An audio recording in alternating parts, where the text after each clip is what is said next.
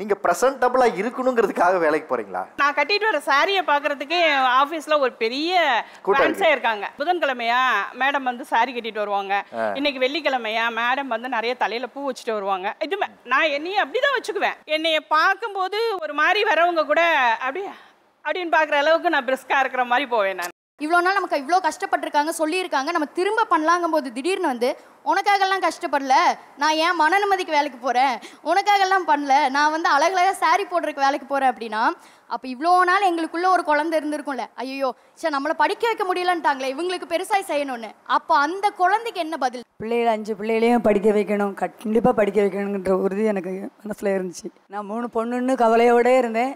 ஏதாவது ஆம்பளை பிள்ளை பிறக்குன்னு பார்த்தா அதுவும் 2 பிள்ளை, பெண்டும் பொட்ட பிள்ளை. இப்படி வளர்த்துக்கிட்டு இருக்கும்போதே இவர் வரவே இல்லை. வருவாருன்னு பார்த்தா இன்னும் வரல.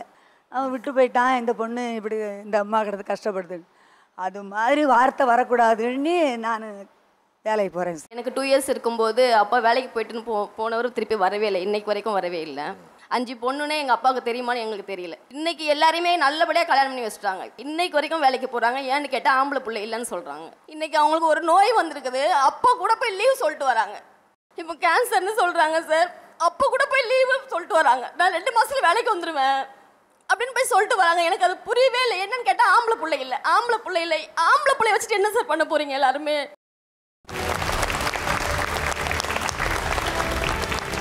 அனுஜ் டைல்ஸ் மற்றும் டாக் டெவலப்பர்ஸ் வழங்கும் வா தமிழா வா. இணைந்து வழங்குவோர் Montra electric super auto. Powered by Namakkal Imayam multi speciality hospital. Associate sponsors Sura publications, PVD Priyam salt. Jewellery partner Malabar gold and diamonds. பொதுவாக 60 வயசு தாண்டாலே ரிட்டையர்மெண்ட் ஏஜ் அப்படின்னு நம்ம எல்லாரும் சொல்லிக்கிட்டு இருக்கோம். ஆனால் இன்றைய காலகட்டத்தில் 40 வயசை கடந்துட்டாலே உடம்பு ரெஸ்ட் எடுக்க சொல்லுது. ஆனால் நாங்கள்லாம் ஓய்வு எடுக்க மாட்டோம், சாகிற வரைக்கும் நாங்கள் வேலைக்கு போய்கிட்டே இருப்போம் அப்படின்னு சொல்லக்கூடிய பெற்றவங்க இந்த பக்கம் வந்திருக்காங்க.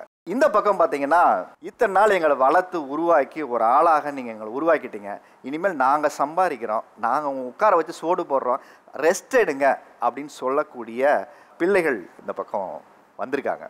பெற்றவங்க உண்மையாகவே ஓய்வெடுக்க விரும்புகிறாங்களா, பிள்ளைங்க உண்மையிலேயே பெற்றவங்களை ஓய்வெடுக்க சொல்கிறாங்களா?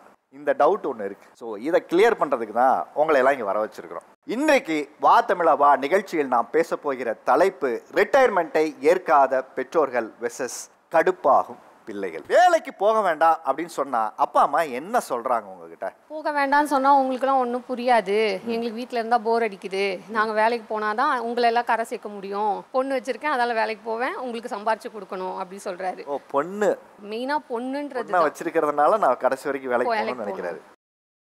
சும்மா இருக்க முடியல, டிவி பார்த்துட்டு எவ்வளோ நேரம் இருக்குது, போர் அடிக்குது, வேலைக்கு போனால் 4 பேர்த்து பேசலாம் செய்யலாம் அப்படின்றக்காக போகிறாங்க. ஒரு அப்பா இல்லாமல் எங்களை வளர்த்ததே பெரிய விஷயம். காட்டு வேலைக்கு போகிறீங்க, திடீர்னு ஏதாவது வரப்பாய்க்கால் ஏதாவது வலிக்கி விட்டு கீழே வந்துருச்சு, ஏதாவது ஒன்று காலில் அடிபட்டுருச்சு அப்படின்னா பக்கத்தில் இருந்து பார்த்துக்கணும். பொண்ணுங்க யாரும் இல்லை, நானும் அண்ணன் 2 பேர் தான், 2 பேருமே நல்லா பார்த்துக்குறோம். அப்படி இருந்து சொன்ன வச்சு கேட்குறது இல்லை. பேசவே விட மாட்டாங்க சார். நம்ம ஏதாவது பேசினா கூட நீ எதுக்கு என்ன பேசுகிற, நான் தான் உன்னை பெற்று வளர்த்தேன், நீலாம் என்னை வந்து பேசாத அப்படின்னு தான் ஆர்கியூ பண்ணுவாங்க. சண்டை தான் ஓடிட்டுருக்கோம் எப்பயுமே. எங்கள் அப்பா இருந்து 10 வருஷம் ஆச்சு சார். ஹவுஸ் ஒய்ஃபாக தான் இருந்தாங்க, அவங்களுக்கு வேலையை பற்றி எதுவுமே தெரியாது. அதுக்கப்புறம் எங்களுக்காக தான் அவங்க வாழ்ந்துட்டே இருக்காங்க. நேரத்தில் கூட நம்ம ஏதாவது சொன்னோம்னா வந்து ரொம்ப ஆர்கியூவாக பாஸி ஆட்டிடியூடாக பேசுவாங்க. என்ன வேலைக்கு போகிறாங்கம்மா? இப்போ வந்து கேட்ரிங் சர்வீஸ் பண்ணிட்டு இருக்காங்க. 2 தடவை ஆல்ரெடி பிளாக் வந்திருக்கு. 3ஆவது தடவை பிளாக் வரக்கூடாதுன்னு டாக்டர் கூப்பிட்டு என்னோட அக்கா எல்லாரையும் கூப்பிட்டு, என் அக்காவும் நானும் தான் ஒர்க் பண்ணிட்டு இருக்கோம், நல்லா சேலரி வாங்கிட்டு இருக்கோம், நல்லா பார்த்துக்கலான்னு சொல்லியாச்சு.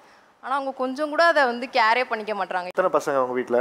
நானும் அக்கா, ஒரு தம்பி இருக்கான். தம்பி வந்து டாக்டர் படிக்கிறான் சார், MBBS படிக்கிறான். உங்கள் 2 பேருக்கு வந்துட்டு நீங்கள் எங்கேயோ யாருக்கையோ கல்யாணம் பண்ணி தானே போகிறீங்க, நீங்கள் எதுக்கு என்னைய வந்து தேவையில்லாமல் பேசுறீங்க அப்படின்னு பேசுவாங்க. இப்போவே பார்டரை பிரித்து விட்டாங்களா? பார்த்துடுறாங்க சார். அவங்களுக்கு பையன் தான் ரொம்ப இம்பார்ட்டன்ட் எங்களை விட. நீங்கள் வீட்டில் இருங்க, வேலைக்கு போக வேண்டாம், நாங்கள் பார்த்துக்கிறோன்னு சொன்னால் என்னெல்லாம் காரணம் சொல்கிறாங்க? நீங்கள் ஸ்கூல் போகும்போது நாங்கள் தடுக்கலையே, உங்களோட கடமை முடிக்கிறீங்க நாங்கள் வெயிட் பண்ணல, ஏன் கடமை முடிக்கிறீங்க நீங்கள் வெயிட் பண்ணுங்க அப்படின்ற மாதிரி சொல்கிறாங்க. அக்காவோட கடமை இப்போ தான் முடிச்சு 1 வருஷம் அக்கா கன்சீவாக இருக்காங்க. அப்படி மீறி இந்த விஷயத்துக்கு போயிட்டு இருக்காங்க. அப்போ அவர் ஏன் நாங்கள் வேலைக்கு போக வேணாம்னு சொன்ன உண்மையான ரீசன் என்னன்னா, ஒரு நாள் வந்து கார் ஓட்டிகிட்டு இருக்கும்போது அவருக்கு வந்து ஹார்ட் அட்டாக் வந்திருக்கு. அந்த டைமில் அவராக ஒரு முயற்சிக்கு அப்புறம் கார் ஓட்டிகிட்டு போய் அரசு மருத்துவமனை GHல போயிட்டு சேர்ந்திருக்காரு. எப்படி சேர்ந்திருக்காருன்னா, அப்போ எங்களை வந்து சொல்லலை, நான் ஒரு அனாதன்னு சொல்லி OP போட்டு அவரை எல்லாத்தையும் முடிச்சுட்டு ஆன்ஜியோ பண்ணுற ஸ்டேஜில் வீட்டுக்கு ஃபோன் பண்ணி சொல்கிறார், இந்த மாதிரி நான் இந்த இடத்துல வந்தேன்.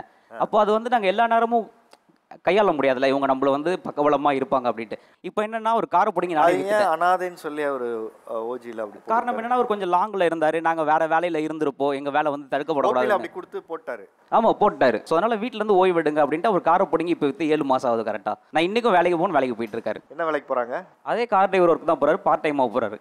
சொல்லுங்க, நீங்கள் பேரண்ட்ஸை ஓய்வு எடுக்க சொன்னால் என்னென்ன காரணங்கள்லாம் சொல்கிறாங்க? ஒன்று, எனக்கு வந்து நான் விதவிதமாக ட்ரெஸ்ஸு வாங்குறேன், அழகழகாக வந்து மேக்கப் போடணும்னு நினைக்கிறேன், ஆனால் மேக்கப்லாம் போட்டு எங்கே போகிறது, நான் வந்து ஒர்க் போகிறேன் அப்படிங்கிற மாதிரி சொல்லுவாங்க.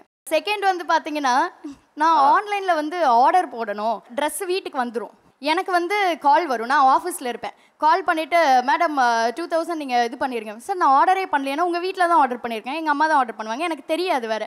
ஸோ நீ உனக்கெல்லாம் கால் பண்ணக்கூடாது, எனக்கு தான் கால் வரணும், நான் பே பண்ணிக்கிறேன், அதனால நான் ஒர்க் போகணும். இது வந்து செகண்ட். இதுக்கெல்லாம் தாண்டி என்ன சொல்கிறாங்கன்னா சார், ஃப்ரெண்ட்ஸு, நீ மட்டும் ஃப்ரெண்ட்ஸ் வீட்டுக்கு கூட்டிகிட்டு வர, நீ மட்டும் ஜாலியாக ஃப்ரெண்ட்ஸ் கூட வெளில போகிற, எனக்கும் ஃப்ரெண்ட்ஸ் இருக்காங்க, நானும் ஃப்ரெண்ட்ஸ் கூட வேலைக்கு போவேன், நானும் ஃப்ரெண்ட்ஸை கூட்டிகிட்டு ஜாலியாக வெளியில் போவேன். இந்த ரீசன். ஃபைனலாக வந்து கான்ட்ரிபியூஷனும் சொல்கிறாங்க சார். ப்ரைமரியாக அம்மாவோட இன்கமில் தான் ஃபேமிலி ரன் ஆகணும் அப்படிங்கிற ஒரு விஷயம் இருந்ததில்லை எங்கள் ஃபேமிலியில். பட் ஸ்டில் வந்து நான் கான்ட்ரிபியூட் பண்ணணும், நான் வந்து கண்டிப்பாக வீட்டுக்கு உங்கள் செலவில் ஒரு கரண்ட் பில் கட்டுறதுக்கு என்னோட சேலரி இருந்துச்சுன்னா கூட பரவாயில்ல, பட் அதுவும் வந்துட்டு கூட வரணும் அப்படிங்கிற மாதிரி சொல்கிறாங்க சார். என்ன வேலை பார்க்குறாங்க அம்மா? நான் பிறந்தப்போ டெய்லரிங் பண்ணாங்க, அதுக்கப்புறம் அசிஸ்டன்ட் ஃபார்மசிஸ்ட்டாக ஒர்க் பண்ணிட்டு இருந்தாங்க. எல்லா வேலையுமே 6 to 8 months தான் சார் போவாங்க.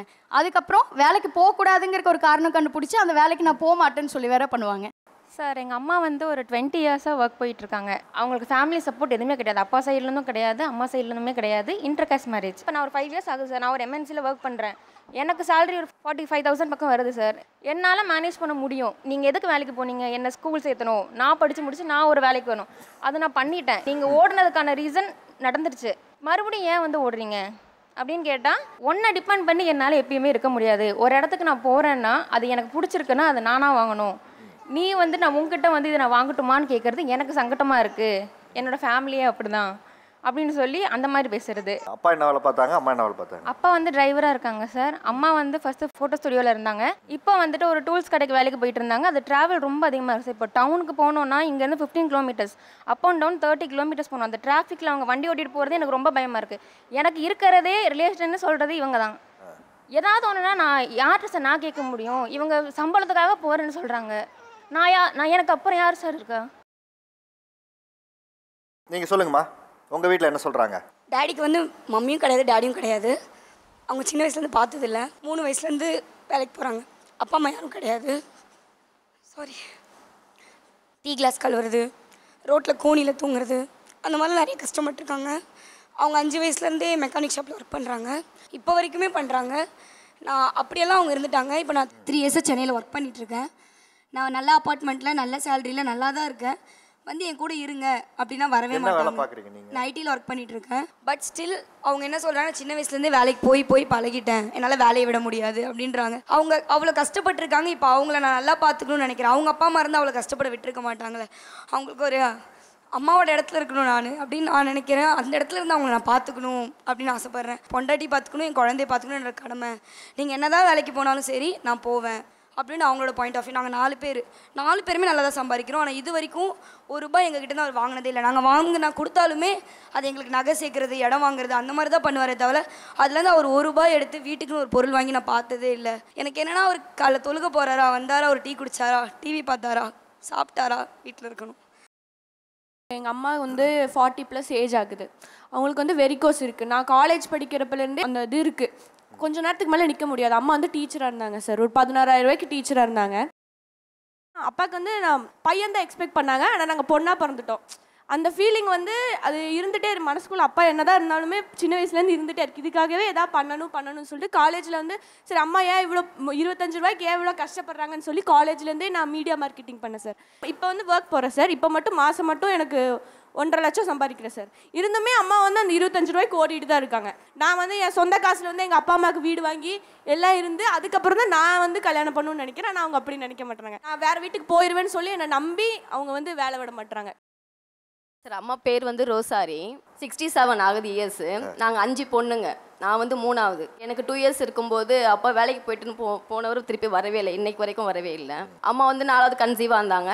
4ஆவதுமே 2 பொண்ணு பிறந்தது. நாங்கள் அதுக்கு முன்னாடியே 3 பேர், ஸோ மொத்தம் 5 பேர் ஆயிடுச்சு. 5 பொண்ணுன்னே எங்கள் அப்பாவுக்கு தெரியுமான்னு எங்களுக்கு தெரியல. இன்னைக்கு எல்லாருமே நல்லபடியாக கல்யாணம் பண்ணி வச்சுட்டாங்க. இன்னைக்கு வரைக்கும் வேலைக்கு போகிறாங்க. ஏன்னு கேட்டால் ஆம்பளை பிள்ளை இல்லைன்னு சொல்கிறாங்க. எனக்கு ஒரு பையன் இருந்தாலும் நான் அவனை நம்பிட்டு இருப்பேன், பொண்ணை நம்பி இருக்க முடியாது. என்ன வேலை பார்க்குறாங்க? அப்பா வேலை செஞ்சுட்டு விட்டுட்டு போன கம்பெனிலேயே பெயிண்ட் கம்பெனிக்கு போனாங்க. அது வந்து ஒரு ஒயிட் அண்ட் பிளாக் ரோட்டில் கோடு போடுவாங்க இல்லைங்க சார், அந்த பிளாக் பவுடர் தயாரிக்கிற மிஷினு. அந்த மிஷின் உள்ளே போனால் கண்ணு மட்டும் தான் சார் தெரியும், ஃபுல்லாக கருப்பாக நிற்பாங்க அதுக்குள்ளே. அவ்வளோ கஷ்டப்பட்டு பார்த்துருந்து இன்றைக்கி வேற எல்லாம் அதெல்லாம் முடியாமல் உடம்பு தேஞ்சி இன்றைக்கி ஸ்கூல் வேனில் பசங்களை ஏற்றிட்டு போவாங்க பார்த்தீங்களா, ஹெல்ப்புக்கு கூப்பிட்டு போகிறாங்க, அந்த வேலைக்கு வந்துடுறாங்க. அப்போ கூட எனக்கு 5000 6000 தான் வருது. நாங்கள் 5 பேரும் சேர்ந்து கூட நாங்கள் 2000 கொடுத்தா கூட 10,000 வரும். அதை நீங்கள் கையில் வச்சுட்டு சந்தோஷமாக இருங்கம்மா, உங்களை யார் வேலைக்கு போக சொன்னா ஒரு நாள் கூட இருக்க மாட்டுறாங்க சார். உடம்பு சரியில்லைனா கூட மாத்திரை போட்டு ஓடிட்டுறாங்க. அப்படி அவங்களுக்கு என்ன தேவை இருக்குன்னு கேட்டால், நான் 5 பொண்ணுங்களை வளர்த்தேன், அடுத்து 5 பேருக்கும் 2 பிள்ளைங்க இருக்கோம். நாங்கள் பேத்திங்க பேர், அவங்களுக்கு யார் இருக்கா? நான் ஆம்பளை பிள்ளை வச்சுருந்தா அவன் பார்த்துருப்பான் மாமா முறையெல்லாம். இன்றைக்கி நான் தான் பார்க்கணும். பேத்திங்கெல்லாம் வயசுக்கு வந்தால் செய்கிறதுக்கு உண்மையிலேயே அப்படி தான் செய்கிறாங்க. அதுவும் அவங்க வந்து நேட்டிவ் வந்து திருநெல்வேலி, கல்யாணம் பண்ணி கொடுத்த இடம் தான் மெட்ராஸ். ஒரு ஆளை கூட அவங்களுக்கு தெரியாது. ஒரு 5 வருஷம் 6 வருஷம் வாழ்ந்துருப்பாங்களா கணவனோட. இன்னைக்கு வரைக்கும் எங்கள் அப்பாவை தப்பாக ஒரு வார்த்தை சொன்னதான் கிடையாது. எங்கள் அப்பாவை நெகட்டிவாக எனக்கு தோணுனதே கிடையாது. இன்னைக்கு வரைக்கும் எதிர்பார்த்துட்டு இருக்காங்க. சொல்லப்போனால் இன்றைக்கி இந்த ஷோக்கு வந்தது ஏன்னு கேளுங்களேன். எங்கேயாவது ஒரு மூளையில் அவர் இருந்தாருன்னா என்னை பார்ப்பார். இல்லை உங்களுக்கு ஒன்று தோணிருக்கா, இவ்வளவு அம்மா கஷ்டப்படுறது காரணம் சின்ன வயசுலேயே அப்பா விட்டுட்டு போனது தானே? அந்த வருத்தமும் கோபமும் உங்களுக்கு இருக்கா? இப்போ என்கிட்ட வந்து எங்கள் அப்பா வந்து உங்கள் அப்பா இப்படி விட்டுட்டு போயிட்டாங்க, உன்னை இப்படி கஷ்டப்படுத்திட்டாங்கன்னு சொல்லிட்டே இருந்தாங்கன்னா எனக்கு எங்கள் அப்பா மேலே நெகட்டிவாக தாட் வந்திருக்கும். ஒரு டீ கடைக்கு போனால் கூட விஜயம் பொண்ணான்னு சொல்லிட்டு ஒரு கேக் எடுத்து கொடுப்பாங்க. அவங்க ஒரு 5 வருஷம் வாழ்க்கை தான் மேபி வாழ்ந்துருப்பாங்க. அந்த 5 வருஷம் வாழ்ந்துக்கையுமே ஐயோ அவர் மாதிரி மனுஷன் கிடையாது, அவர் தப்பாக சொல்லாத, அவர் எங்கே போனார்னே தெரியலையே மம்மி, யார் கூட இருக்காருனே தெரியலையேன்னு சொன்ன அந்தளவுக்குலாம் எங்களுக்கு ஒரு எக்ஸ்ட்ரீமாக கோவம் வந்துடும். ஏன்னா எங்கள் அம்மா 3 வேளை சாப்பிட்டே நான் பார்த்தது கிடையாது சார். இன்றைக்கி அவங்களுக்கு ஒரு நோய் வந்திருக்குது, அப்போ கூட போய் லீவ் சொல்லிட்டு வராங்க. நாங்கள் 5 பேருமே அழுதுட்டு வரோம். என் ஃப்ரெண்டுகிட்ட சொன்னால் கூட இல்லை சார், இன்னடி உங்கள் அம்மா எவ்வளோ கஷ்டப்பட்டு வளர்த்தாங்க, இப்படி விட்டுட்டிங்களே, இப்படி அந்த வார்த்தை வந்து அவங்கள நான் ப்ளேம் பண்ணுறதுக்கு கிடையாது, அது உண்மை தான். நாங்கள் விட்டுட்ட மாதிரியே தான் எங்களுக்கு ஃபீல் ஆகுது. அவங்க கொஞ்சம் எங்கள் சொல் பேச்சு கேட்டிருந்தாங்கன்னா மேபி அவங்க உடம்ப பார்த்துருக்கலாமோ. இப்போ கேன்சர்னு சொல்கிறாங்க சார், அப்போ கூட போய் லீவு சொல்லிட்டு வராங்க. நாங்கள் 5 பேருக்கும் அவங்க ஒரு ஜீவன் தான் சார். அந்த ஒரு ஜீவனுக்கு இல்லைன்னா நாங்கள் யாருமே ஒன்றுமே பண்ண முடியாது. அதாவது எங்கள் வீட்டுக்காரர் இருந்தாருன்னா நான் இந்த மாதிரி போக வேண்டியதில்லை. 83 கல்யாணம் சார். 89 இந்த பிள்ளைகள் பிறக்கிறதுக்கு 1 மாதத்துக்கு முன்னாலே ஆளை காணும். அப்போனா 6 வருஷமா 7 வருஷமா? 6 வருஷம். அவ்வளவுதான். பிள்ளைகள் பிறக்கலை, 2 பிள்ளைகள் அதுக்கப்புறம் தான் பிறந்துச்சு. நான் 3 பொண்ணுன்னு கவலையோடே இருந்தேன். ஏதாவது ஆம்பளை பிள்ளை பிறக்குன்னு பார்த்தா அதுவும் 2 பிள்ளை, பெண்டும் பொட்ட பிள்ளைகள். எனக்கு ரொம்ப மனசு உடஞ்சி போயிட்டேன். இப்படி நேரத்தில் எங்கள் சாரு கொஞ்சம் ஹெல்ப் பண்ணார். பக்கத்தில் மழை வந்தால் தண்ணி வந்துடும், அந்த கம்பெனியில் தான் போய் படுத்திருப்போம். பிள்ளைகளை எப்படியாவது ஹாஸ்டலில் கொண்டு சேர்த்தேன். இந்த பொண்ணை எங்கள் அம்மாக்கிட்ட கொஞ்சம் விட்டேன் திருநெல்வேலியில்.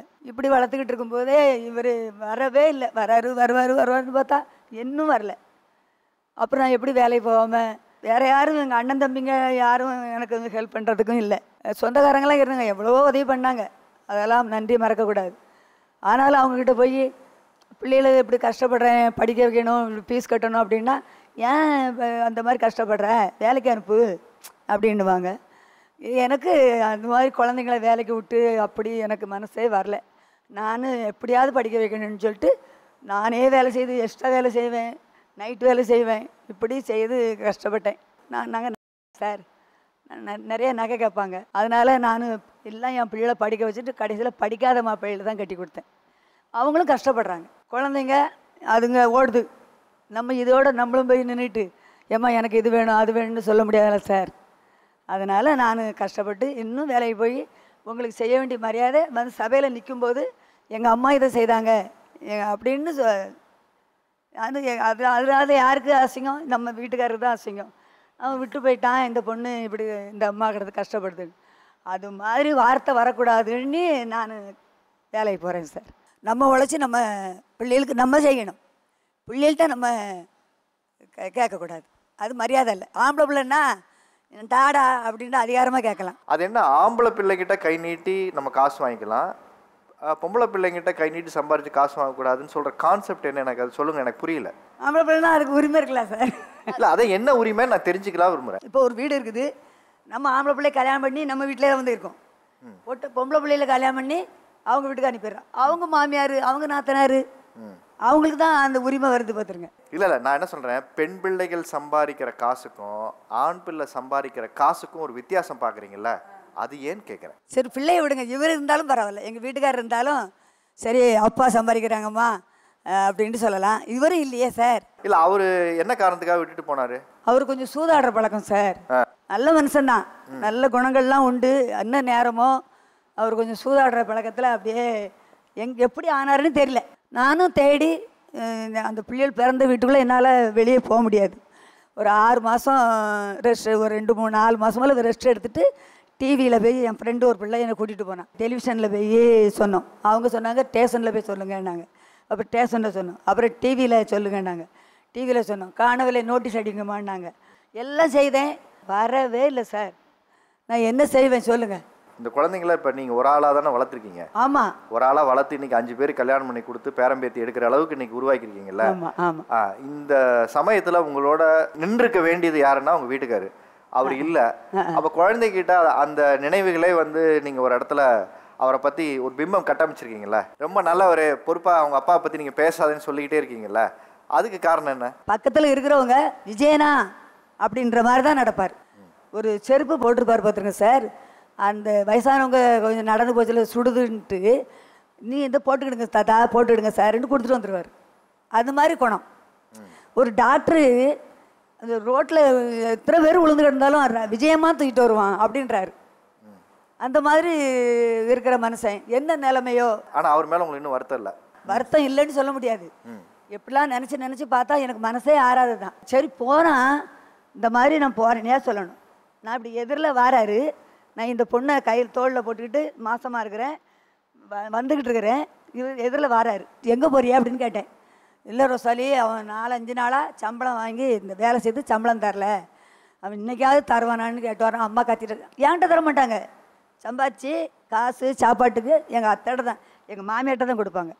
அதனால் அம்மா கத்திட்டு கிடக்குறாங்க, நான் போய் அந்த காசை கேட்டு வாங்கிட்டு வரேன் அப்படின்ட்டு இந்த பிள்ளையை தூக்கி தோளில் போட்டு பக்கத்தில் டீ கடையில் ஒரு கேக் வாங்கி கொடுத்துட்டு அவ்வளோ இதாக சொல்லிட்டு இந்த வரேன்ட்டு போனவர். ஒருவேளை இந்த ஷோ பார்த்துட்டு வா தமிழாவா நிகழ்ச்சி மூலியமாக இந்த ஷோவை பார்த்துட்டு இல்லை நாங்களும் உங்கள் வீட்டுக்காரை தேடி கண்டுபிடிச்சி கொண்டாந்து கொடுத்தா உங்கள் மனநிலை எப்படி இருக்கும்? நல்லா சந்தோஷமாக இருக்கும் சார். சந்தோஷமாக இருக்கும். பிள்ளைகள அப்பாவை பார்க்கணும். ஒரு நம்ம அப்பா இப்படி இருந்திருக்காங்க, அந்த பிள்ளைகளுக்கு அப்பா இப்படி இருப்பாங்கன்னு தெரியாது. இந்த லாஸ்ட் பிள்ளைங்க என்ன சொல்லு தெரியுமா சார், அக்கா நீங்களாவது உங்களையாவது அப்பா பார்த்துருக்காங்க, எங்களை அப்பாவே பார்க்கலையே அப்படின்னு சொல்லி வருத்தப்படும்.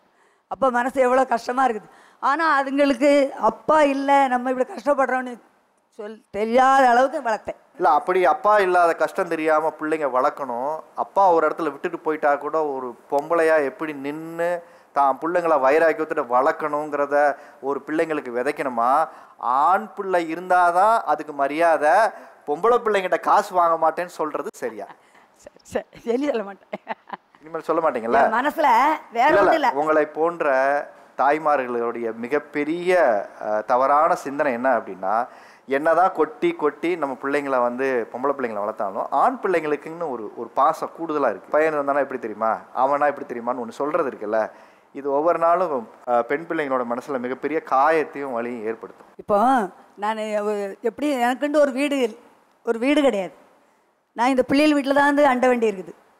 அவங்க மாமியார் அவங்க மாமனார் என்ன இவங்களுக்கு வழி இல்லாமல் இங்கே வந்தா அப்படின்னு அவங்க நினைப்பாங்களா சார்? நாளைக்கு உங்கள் பிள்ளைக்கு ஒரு கல்யாணம் ஆகுது, அவங்களுக்கு ஒரு மருமக வருது, ஏன் அந்த பொண்ணு கேட்காதா? எப்போ பார்த்தாலும் அம்மாவுக்கு செஞ்சுட்டு இருக்கீங்க. அது நம்ம பிள்ளை விட மாட்டான்ல. இவங்க 5 பேர் நீங்கள் பார்த்த பிள்ளைக்கு தானே.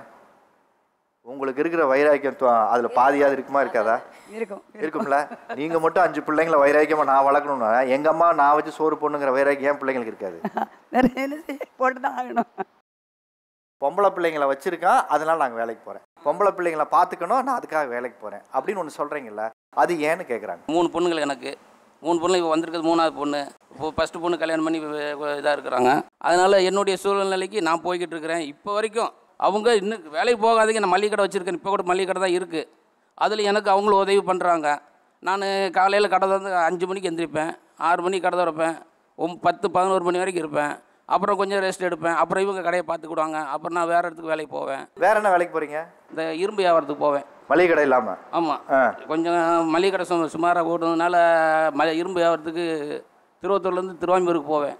போய் 2 வீலரில் போய் ஃபுல்லாக எல்லா இடம் சுற்றி பார்த்து வியாபாரம் பண்ணிவிட்டு வருவேன். இப்போ கொஞ்சம் கஷ்டமாக இருக்கும், இடுப்பெல்லாம் வலிக்கனால அப்போ கூட சொல்கிறாங்க, நீங்கள் இடுப்பு வலிக்குது, நீ வேலைக்கு போக வேண்டாம், வீட்லேயே இருங்க அப்படிங்கிறாங்க. 3 பொண்ணுங்கன்றதே அவருக்கு ஒரு பெரிய கவலை.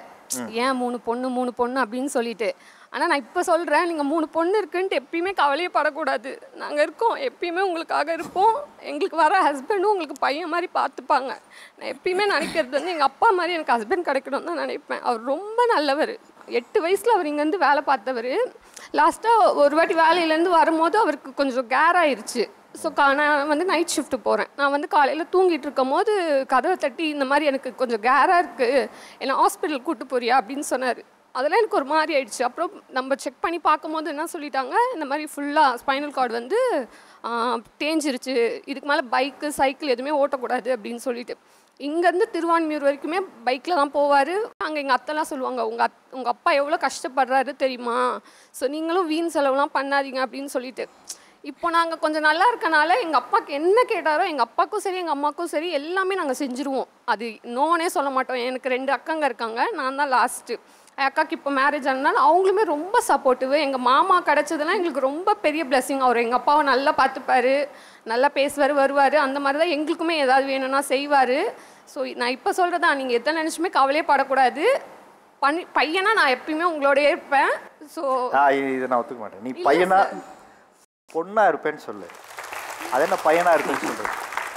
நீங்கள் முதல்ல you have to feel proud about your self as a women. ஏன்னா நிறைய பெற்றோர்களுக்கு இந்த ஜெண்டர் பிரச்சனை ஈக்குவலைஸ் பண்ணாத விட்டுறது தான் இந்த சமூகத்தில் நிறைய பெண்களுக்கு நடக்கிற அநீதிக்குமே நீங்கள் பசங்கள்கிட்ட எப்படி சொல்லி வளர்க்கணுன்னு இருக்குல்ல, ஆண் பிள்ளையை ஒரு உயரத்துலையும் பெண் பிள்ளைகளை ஒரு படி கீழே நீங்கள் சொல்லி வளர்க்குறது இருக்குல்ல, அது பெரிய ஊண்டிங். அது 2 ஒன்று தான். பாலினம் தான் வேறே தவிர பெற்றோர்களை வைக்கிற பாசத்தில் ஏதாவது குறைஞ்சி போயிடுதா, இல்லை பார்க்குற வேலையில் ஏதாவது குறைஞ்சி போயிடுதா, இல்லை அவங்களால படிக்க முடியாது போது இதை முதல்ல மாற்றுங்க.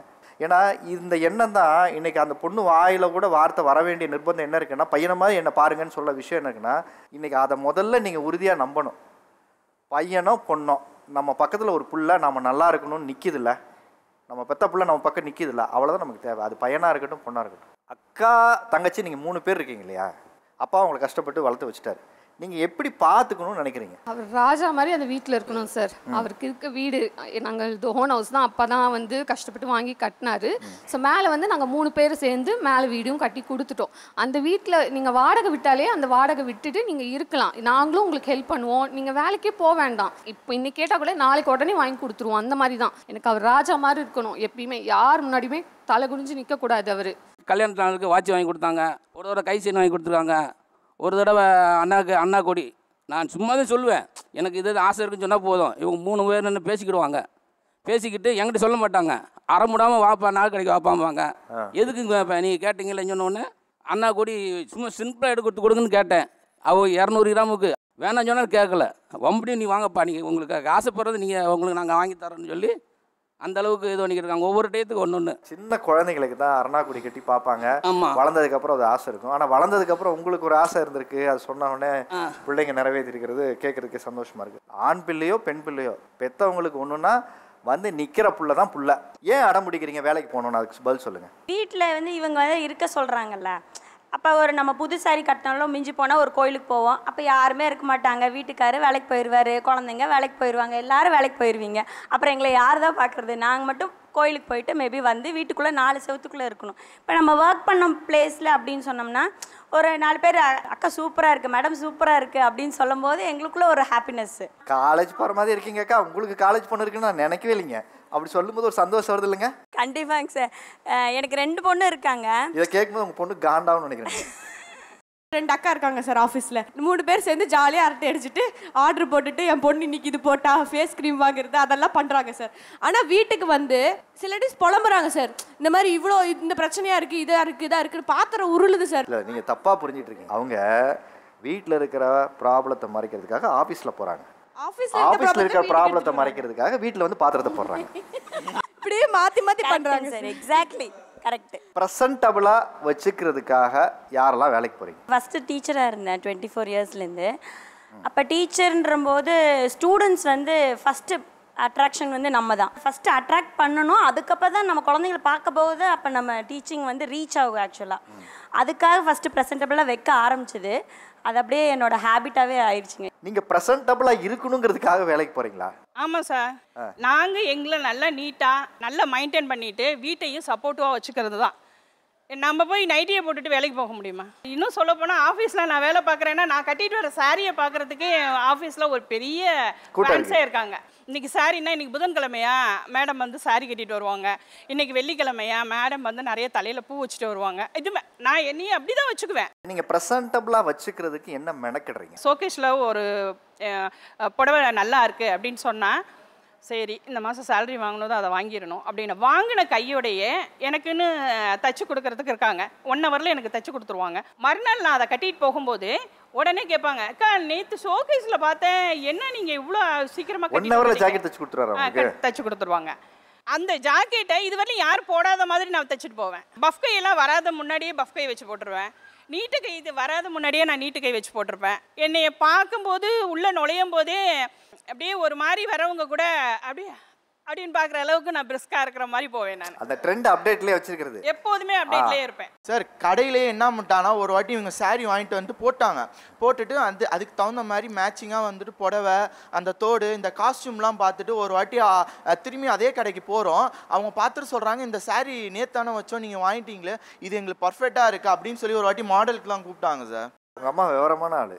ஏன்னா அவங்க எந்த மேனிக்யூக்கு மாடலுக்கு போட்டு ட்ரெஸ்ஸை டிஸ்ப்ளே பண்றாங்களோ அதெல்லாம் தான் எடுக்கிறாங்க கையில. ஆமா சார், கண்டிப்பா அததான் செலக்ட் பண்ணுவேன். ஏன்னா பெஸ்டா இருக்கறதா அவங்க வெளில வச்சிருப்பாங்க, ஷோகேஸ்ல வைப்பாங்க. அந்த சாரி மட்டும் தான் செலக்ட் பண்ணுவேன். போய் 100 படையை பார்த்துட்டு இருக்கறதா. அதே போல எங்க அம்மா வந்து டிஷ்லாம் நல்லா செய்வாங்க சார். சமைக்கிறதெல்லாம் குறையே சொல்ல முடியாது, சூப்பரா செய்வாங்க. இதுக்காகவே எங்க வீட்டுக்கு வருவாங்க. என் ஃப்ரெண்டு ஒரு நாள் வந்துட்டு பொசுக்குன்னு எங்க அம்மாவை பார்த்து அக்கான்ட்டான். எங்க அம்மா அதுலேருந்து மெயின்டைன் ஆகி, இல்லை நீ அக்கானே சொல்லுப்பா, ஆன்டி எல்லாம் சொல்லாத அப்படின்ட்டுருவாங்க. யாராச்சும் பொசுக்குன்னு வெளியில பார்த்துட்டு ஆன்டின்னு சொல்லிட்டாங்கன்னா அவ்வளோதான். அன்னைக்கு ஃபுல்லாக எங்கள் அம்மா இந்த பையன் வந்து என்னை ஆன்டின்னு சொல்லிட்டான், இந்த பையன் வந்து என்னை ஆன்டின்னு சொல்லிட்டான்னு அவ்வளோ ஃபீல் பண்ணிக்கிட்டே இருப்பாங்க. நான் அவனுக்கு அம்மாவா இருக்கிறத விட அவனுக்கு சின்ன பிள்ளையா இருக்கும்போதே வரவங்க பெரியவங்களே என்னை பார்த்து ஆன்டின்னு கூப்பிட்ற அளவுக்கு இருக்கக்கூடாது. அதே போல் ஏதாவது வேணும்னா பேண்ட் ஷர்ட் வேணும்னா அவன் தனியாக வந்து அவன் போய் எடுக்கவே கிடையாது. இது வரலும் அவனுக்கு 23 வயசாகுது, இது வரலும் அவன் போய் தனியாக எடுத்ததே கிடையாது. நான் என்ன கலரில் எடுக்கிறோனோ அதே மாதிரி தான் அவனுக்கு எடுப்பேன். நாங்கள் எங்கே போனாலும் ஒன்றா தான் மேட்சாக போட்டு போவோம். ஏன்னா அப்பதான் வந்து நல்லா இருக்கும், அவனுக்கு ஈக்குவலா நான் இருக்க மாதிரி இருக்கும். நீங்க ட்ரெஸ் எடுக்கல எனக்கு புரியும், அக்கானு ப்ரூவ் பண்றதுக்கு தான். தீபாவளிக்கு நீங்கள் பார்த்துருப்பீங்க, காலையில் எங்களுக்கு கிடைக்கிறது அந்த ஒரு நைட்டி புது நைட்டியை போட்டோம்னா அந்த கட்டுற புடவையை கட்டி கூட நாங்கள் எங்கே போவோம்? என்னைக்காவது கல்யாணம் இல்லை என்னைக்காவது ஏதாவது ஒரு ஃபங்க்ஷனு, கோயிலுக்கு நாங்கள் சிம்பிளாக போனோம்னா ஏதோ ஒரு காடனை கட்டிட்டு போயிடுவோம். ஸோ நாங்கள் அந்த கல்யாணத்துக்காகவா சார் நாங்கள் 300 சாரி 200 சாரி எடுத்து வைக்கிறது? வேலைக்கு போகிறது, மேக்கப், இது எல்லாமே எங்களோட தன்னம்பிக்கை தைரியத்தை வளர்த்துக்கு தான் தவிர அடுத்தவங்களாம் எங்களை அழகின்னு புகழ் அந்த வயசை தாண்டி வந்துட்டோம். 50 வயசுல இப்படி இருக்காங்க பாருங்க, அதுதான் எங்களுக்கு அவ்வளோ ஒரு ஹாப்பி. அம்மா வந்து ட்ரெஸ்ஸிங் சென்ஸ் எல்லாமே பார்க்கறத விட ஸ்கின் கேர் ரொட்டீன் பயங்கரமாக பண்ணுவாங்க. இந்த திருப்பாச்சி படத்தில் விஜய் சார் பண்ணுற மாதிரி ரெட்டிஷ் பேக்கு ஒயிட்டிஷ் பேக்கு திடீர்னு பார்த்தா நாங்கள் சும்மா உட்காந்து எங்கள் மூஞ்சிலையும் பூசி விட்டுருவாங்க சார். அந்த மாதிரி ஜாலியாக போயிடுச்சு. ஃபர்ஸ்ட் டைம் காம்ப்ளிமெண்ட் கேட்கும்போது ஜாலியாக இருந்துச்சு. அம்மா அவங்க அம்மா அக்கா மாதிரி இருக்காங்க. 1 வாட்டி 2 வாட்டி இதுக்காகவே எனக்கு அவங்க ஆஃபீஸ் கூப்பிட்டு போவாங்க சார். அங்கே இருக்கவங்களாம் ஆமாம்மா நீங்கள் சொல்கிற கரை தான், உங்கள் பொண்ணுக்கு நீங்கள் அக்கா மாதிரி தான் இருக்கீங்கன்னு. எவ்வளோ வாட்டி சார் நம்மளும் உள்ளுக்குள்ளே அழுதுகிட்டே இருக்கிறது. ப்ரெசன்டபிளாக இருக்கிறதுக்காக வேலைக்கு போகிறேன்னு சொல்கிறது இந்த பக்கம் வேறு யார் இருக்கா? நம்ம பிள்ளைங்களாம் இருக்க வேகத்தை பார்க்கும்போது, எங்கள் மேலே இருக்க பாசத்தை பார்க்கும்போது ஒட்டு மொத்தமாக நார்மல் மேக்கப் போட்ட அத்தனை பேரண்ட்ஸும் ப்ரைடல் மேக்கப் போடணும் போல இருக்குது சார். ஏன்னா ஓவர்டேக் பண்ணிட்டு போயிட்டு இருக்காங்க. 2வது வந்து நமக்கு ஏஜ் முடிய போகுது. ஸோ அடுத்து பாட்டின்னு 2னா வந்து சேலை முந்தானி பிடிச்சிட்டு போக போகுது. அப்போ பாட்டி ஆகிட்டா, ஏமா பாட்டி தானே, நீ எதுக்கு மேக்கப் போடுற, நீ எதுக்கு இதெல்லாம் பண்ணுற, போமா உனக்கு எதுக்குமே அப்படின்னு கேட்க ஆரம்பிச்சுக்குவாங்க சார். ஆமாங்க சார், ஆமாங்க சார். இன்னொரு 4-5 வருஷம் தான் கேப்பு. அதுக்குள்ளேயே நம்ம வந்து நம்மளையும் அழகுபடுத்திட்டு நமக்கு கிடைக்க சின்ன சின்ன சந்தோஷங்கள், வெளியில் கிடைக்கிற அனுபவங்கள் எல்லாத்தையும் ஷேர் பண்ணிவிட்டு இளமையாக மனசோடையும் உடம்போடையும் ரொம்ப ஹாப்பியாக ஃபுல் ஃப்ரீடமாக இருக்கணும்னு நான் விரும்புகிறேன் சார். சின்னதுலேருந்து இவங்க எங்களுக்காக வேலை செய்கிறாங்கன்னு நினச்சி எங்கள் ஆசைகள் எல்லாத்தையும் நாங்கள் ஓரமாக வச்சோம். ஐயோ அம்மா இவ்வளோ கஷ்டப்படுறாங்க, இவ்வளோ தான் நமக்கு பண்ண முடியும், இதுக்கு மேலே அம்மானால பண்ண முடியாது. ஐயோ அப்பா இவ்வளோ கஷ்டப்படுறாங்க, இங்கே தான் படிக்க வைக்க முடியும், இதுக்கு மேலே படிக்க வைக்க முடியாதுன்னு நான் எவ்வளவோ என்னோட ட்ரீம்ஸை வந்து சப்ரஸ் பண்ணியிருக்கேன். திடீர்னு ஒரு நாள் வந்து அந்த கஷ்டம்லாம் அப்பா ஓகே போதும், இப்போ நமக்கு தந்ததை வச்சு வெளில வந்துட்டோம், இனிமே நம்ம அவங்கள பார்த்துக்கலாம், நமக்கு அவங்க தராததை இவ்வளோ நாள் நமக்கு இவ்வளோ கஷ்டப்பட்டிருக்காங்க சொல்லியிருக்காங்க, நம்ம திரும்ப பண்ணலாங்கும் போது திடீர்னு வந்து உனக்காகலாம் கஷ்டப்படல, நான் ஏன் மன நிம்மதிக்கு வேலைக்கு போகிறேன், உனக்காகலாம் பண்ணல, நான் வந்து அழகழகாக சாரி போடுறதுக்கு வேலைக்கு போகிறேன் அப்படின்னா, அப்போ இவ்வளோ நாள் எங்களுக்குள்ளே ஒரு குழந்தை இருந்திருக்கும்ல, ஐயோ இவங்களுக்கு பெருசாக ஏதாவது செய்கிறோம், சரி நம்மளை படிக்க வைக்க முடியலன்ட்டாங்களே, இவங்களுக்கு பெருசாக செய்யணும்னு, அப்போ அந்த குழந்தைக்கு என்ன பதில்? அத்தனை நடிப்பா கோபால் அப்படின்னு ஒரு டைலாக் இருக்குல்ல சார். ஆக்சுவலாக இவங்க பேசுறதெல்லாம் பார்த்தா பொறாமப்பட்டு பேசுற மாதிரியே தெரியுது சார். பொறாமப்பட்டு பேசுற மாதிரி இருக்கு. அதான் எல்லா அம்மா இளமையா இருந்தா என்ன, மேக்கப் போட்டாதான் என்ன சார். ஆக்சுவலாக நான் வேலைக்கு போகவே இல்லை, எங்க வீட்டில் அனுப்பவே இல்லை. 48 வரைக்கும் நான் ஒர்க் பண்ணவே இல்லை. 49 வரைக்கும் என்ன ரெஸ்பெக்ட்னே எனக்கு தெரியாது. ஓகே நமக்கு தக்காளி சட்னி விதவிதமாக தெரியும், சாம்பார் கலர் கலராக வைக்க தெரியும். ஏன்னா இவங்க சொல்கிறது கண்ணு பார்க்குறச்ச சாப்பிடணும். ஸோ நம்ம மைண்ட் எல்லாம் அந்த சமையலே இருந்துச்சு. உண்மையிலே சொல்கிறேன் சார், வேலைக்கு போனால் மட்டும் அந்த சேலரியை ஒரு தடவை பார்த்தா மட்டும்தான் அந்த ரெஸ்பெக்ட் கிடைக்குதுன்னு நான் உணர்ந்தேன். மரியாதை கிடைக்கும். மரியாதை சார் கையில் நமக்கு சம்பளம் வாங்கும்போது கண்டிப்பாக மரியாதை. இப்போ இவங்க போவாங்க, நம்ம இவங்களோட பர்ச்சேஸ் பண்ணுவோம், அது அவங்க ஃப்ரீ டைமில் நம்மளை கூப்பிடுவாங்க. ஒர்க் பண்ணுற லேடினால மட்டும்தான் சேலரி, அவங்க ஏர்ன் பண்ணுற லேடினால மட்டும்தான் டைமை அவங்க ஃபிக்ஸ் பண்ண முடியும். இவங்க கூட்டிகிட்டு போவாங்க, நமக்கு க்ரீன் பிடிக்கும், அவங்களுக்கு எல்லோ பிடிக்கும். சரி ஓகே எல்லோ அவங்களுக்காக வாங்குவோம். ரெட்டு கேட்குறேன்னு வச்சுக்கோ, நீ ஏன் சம்பாதிக்கிறியா, காசோட அருமை தெரியுமா உனக்கு, முடிஞ்சு போச்சுங்களா. 50 வயசு சார் எனக்கு. இப்போ தான் நான் 6 மந்த்ஸாக ஒர்க் பண்ணுறேன். இப்போ 6 மாசமா வேலைக்கு போறீங்க? இப்போ தான் நான் ஒர்க் பண்ணுறேன். என்ன வேலைக்கு போறீங்க? திருச்சியில் வந்து மொரை சிட்டியில் பிடிஎம்மாக ஒர்க் பண்ணிட்டு இருக்கேன். எனக்கு இதை என்ன ஒரு பெரிய ரொம்ப சார் கண்ணை தண்ணி, எனக்கு அப்படியே அது ஆனந்த கண்ணீரா இல்லை இத்தனை நாள் நமக்கு அடிமையாக இருந்தோமே எனக்கு தெரியல. இவங்களுக்கு நான் கேட்டை திறந்து விடுவேன்.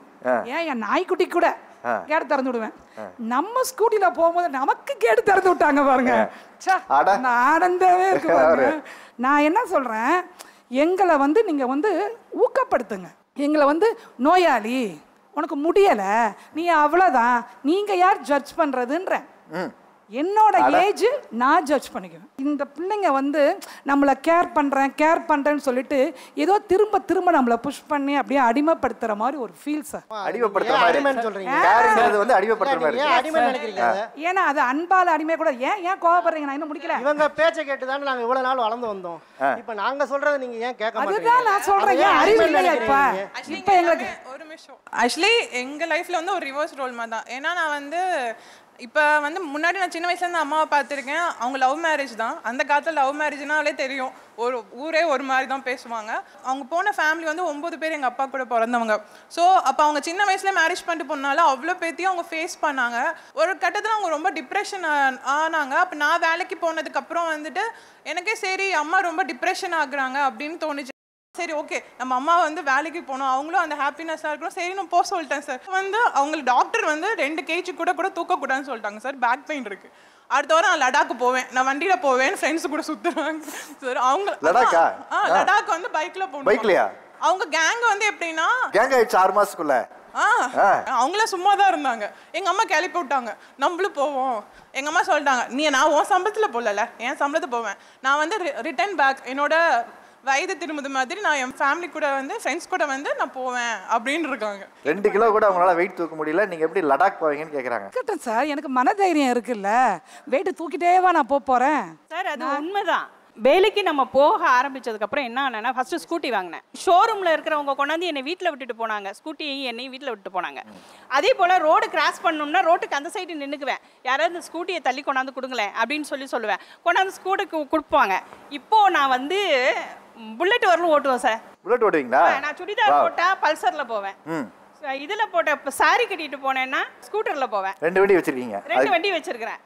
யாரும் வீட்ல இருக்கிறவங்க யாரும் எடுத்துட்டு போக விட மாட்டேன். இன்னைக்கு பையன் என்ன வண்டியில போவாரு? அவனை கொண்டு போய் பஸ் ஏத்தி விட்டுட்டு நான் ஆபீஸ் போயிடுவேன். ஒரு வாட்டி என்ன பண்ணிட்டானா, எனக்கு ஸ்கூட்டியும் வேணும் பைக்கும் வேணும், நான் சுடிதார் எது போட போறேன்னு தெரியல, அதனால நீ பஸ்ல கிளம்பி போயிரு அப்படின்னு சொல்லிட்டு என்னை பஸ்ஸுக்கு ஏற்றி விட்டாங்க சார். அன்னைக்கு பார்த்தா ஃப்ரெண்டோட புல்லட் எடுத்துட்டு வந்தேன். அந்த புல்லட்டை வேணும்னே அன்னைக்கு இது சுடிதார் கட்டிட்டு அந்த புல்லட் எடுத்துட்டு ஓட்டிட்டு ஆஃபீஸ் போயிட்டாங்க. போயிட்டு வேணும்னே அன்னைக்கு ஃபுல்லாக ஆஃபீஸில் எல்லாருக்கும் போய் சுட்டி காமிச்சிருக்காங்க, நான் புல்லட்டில் வந்திருக்கேன் அப்படின்னு. இதில் எங்கள் அம்மா என்னன்னா ஒருத்தர் அங்கே ஆஃபீஸில் வேலை பார்க்குறோட வீடியோ எடுத்து எங்கள் அம்மா ஸ்டோரி வச்சு என்னையே டேக் பண்ணி இங்கே பேர் நான் புல்லட் ஓட்டியிருக்கேன், நீ அதை காலேஜில் உட்காந்துருங்க விடாமல் ஃபோன்றாங்க. என்னம்மா என்னாச்சுமா அப்படின்றேன். இல்லை ஸ்டோரியில் நட்டோன்னே டேக் பண்ணியிருக்கேன், அதை கொஞ்சம் பாரு அப்படின்னு பார்த்தா அந்த புல்லட் ஓட்டுற வீடியோ எடுத்து அதை ஸ்டோரியில் வச்சுருக்காங்க, அதை பார்க்கணுன்றதுக்காக. எனக்கு ரொம்ப பிடிக்கும் சார், எல்லா பைக்கும் ஓட்டணும்னு ரொம்ப பிடிக்கும். அதெல்லாம் வந்து நான் வேலைக்கு போக ஆரம்பிச்சு தான் எனக்கு அந்த தைரியமே வர ஆரம்பிச்சிச்சு. இப்போது நான் வேலைக்கு போகிற வரலும் என் பையனுக்காக வேண்டி சம்பாதிச்சேன். இப்போது அவன் சம்பாதிக்க ஆரம்பிச்சிட்டான், என்னை வேலைக்கு போகக்கூடாதுன்றான். இல்லை, என்னோடய ஃப்யூச்சருக்காக நான் சம்பாதிச்சிட்டு இருக்கிறேன், உன்னோடதை நீ வச்சுட்டு உன் சம்பளத்தை நான் வச்சுக்கோ, உன்னோட சம்பளம் எனக்கு வேணாம். அந்த அம்மா ஓகே, அவங்க ஒர்க்குக்கு போகிறாங்க, ஓகே, அவங்க பின்னாடி அப்படியே பாருங்களேன் கொஞ்சம், அவங்களாம் வேலைக்கு போகிற ஸ்டேஜாக பாருங்கள். இப்போ சமீபத்தில் சிவகாசியில் ஒரு ஃபேக்ட்ரி ஃபயர் ஆச்சுல்ல, நாங்கள் இருக்கிற இடத்துல இருந்து ஒரு 10 கிலோமீட்டர் தான். இவங்க 8:30க்கு வேன் ஏறுறாங்க, வேன் ஏறுறதுக்கு பஸ் ஸ்டாப்பில் நிற்கிறாங்க. ஃபயர் ஆகி ஒரு 1 கிலோமீட்டர் உயரத்துக்கு புகை மண்டலம் போகுது. நான் என் பிள்ளைகளை கூப்பிட்டு போகிறதுக்கு பைக்கில் எடுத்துகிட்டு போகிறேன். பார்த்துட்டு ஃபேக்ட்ரி வெடிச்சிருச்சுமா, நீ வேலைக்கு போகணுமா, எனக்கு பயமாக இருக்குது, நீ வீட்டுக்கு போமா அப்படின்றேன். போடா கடவுள் பார்த்துக்குவார். நாங்கள் இருந்தது அருப்புக்கோட்டையில் வந்து ஒரு 4 பசுமாடு வச்சு நாங்கள் வேலை பார்த்துட்டு இருந்தோம், ஓரளவுக்கு ஸ்டேஜாக கொண்டு போயிட்டு இருந்தோம். சரிங்களா, சிவகாசி எங்களுக்கு சொந்த ஊர், அங்கே வந்து கொஞ்சம் ரீச் ஆகி பட்டாசு துறையில் எனக்கு கொஞ்சம் ஆர்வம். அப்படிங்கும்போது இன்றைக்கி கொஞ்சம் வளர்ந்து இன்றைக்கி நான் ஒரு கடை வச்சுருக்கேன். நான் கடை வச்சுருக்கேம்மா, என் கல்லால் நீ உட்காருமா, உட்காந்து நீ கல்லால் காசு வாங்கி போடுமா அப்படின்றேன். அது நீ உன் சம்பாத்தியம் நீ இரு, எனக்குன்னு ஒரு சம்பாத்தியம் வேணும் அப்படின்னாங்க. 2 பசங்க அவங்களுக்கு இருக்காங்க, 2 பேர் பள்ளிக்கூடம் போயிடுறாங்க, அவங்க 2 பேர் கடைக்கு போயிடுறாங்க. நான் ஒரு ஆள் மட்டும் அங்கே இருந்து வீட்டுக்குள்ளே டீ பார்த்துட்டு என்னால் இருக்க முடியலப்பா, மேல் ரொம்ப கடன் எடுக்குது, அந்த ஒரு நான் வாட்ட நான் போகிறேன் அப்படின்னு சொல்லி கீழே இந்த உட்காந்து இந்த அட்டையை மடித்து பின்னடிக்கிற வேலை. போகையில் வேணும், வரையில் வீட்டுக்கிட்ட வந்து விட்டுறாங்க. இது உனக்கு என்னப்பா கஷ்டம், நான் இப்போ போனதுனால இந்த இப்போ வரப்போ இத்தனை சனத்தை பார்த்தேன், நான் வீட்டில் இருந்து இத்தனை சனத்தை பார்க்க முடியுமா அப்படின்னு சொல்லிட்டு நான் போய்கிட்டே இருக்கேன். ஏமா என்ன இந்த கஷ்டப்படுற, நீ பேசாமல் வீட்டில் இருமா, நீ கடையில் வந்து உட்காருமா, உன் கடையில் உட்காந்துருந்தா எனக்கு அந்த விவரம் எனக்கு தெரியாதப்பா, நான் படிக்கலை செய்யலை, நான் போய் வரேன். இவங்கெல்லாம் ஓரளவுக்கு உழைக்கிற வயசில் உழைக்கிறாங்க, ஓகே. அவங்க உழைக்கிற வயசா சொல்லுங்கள்? என்ன வயசு அது? அம்மாவுக்கு என்ன வயசு இப்போ? அம்மாவுக்கு 66 வயசு இருக்கும் சார். 66 வயசு. கடையில் கல்லால் உட்காந்திங்கன்னா அவருக்கு உதவியாக இருக்கும், அவர் தொழிலுக்கு உதவியாக இருக்கும். எப்படி அங்கே ஒரு ஆள் வேலைக்கு வைக்க வேண்டியது இருக்கும்ல? அது வைக்கிச்சாலும் அவங்க 2 பேரும் பார்த்துக்கிறோம், நம்ம போய் என்னத்தனா கூட சொல்லுவோம், அவங்களுக்கு பிரச்சனை வரும், நம்மளுக்கு அந்த விவரம் தெரியாது. நான் வேலைக்கு போகிற இடத்துல அங்கே என்ன வேலையோ நான் செஞ்சுட்டு எனக்கு கொடுக்குற காசை வாங்கிட்டு வந்துடுறேன், தலையீடு இருக்காது. இப்போ உங்கள் கல்லால் வந்து உட்கார்ந்ததுக்கப்புறம் உங்களுடைய தொழிலை நீங்கள் விருப்பப்பட்டு தான் செய்யணும். அப்போ நான் ஏதாவது கூட குறைச்சி சொல்ல வேண்டியது வரும், என் கருத்தும் அங்கே தேவைப்படும், ஏன்னா நானும் அங்கே இருக்கிறேன். அது உங்களுக்கு ஒரு கருத்து வேறுபாடு வந்துடக்கூடாது நீங்கள் பண்ணுற தொழிலில். அதனால தான் நான் காசு கம்மியாக இருந்தால் கூட நான் வெளியில் வேலைக்கு போகிறேன். நான் வெளியே போய் நான் வாரினப்போ ஒன்று சொல்லுவேன், அது சந்தோஷம் தான் சார், அவங்களுக்கும் சந்தோஷம் தான், எனக்கும் சந்தோஷம் தான். ஆனால் அந்த மாதிரி ஃபேக்ட்ரி ஃபயர் ஆகுது, ஏதாச்சும் ஒன்றுனா என்ன பண்ண முடியும்?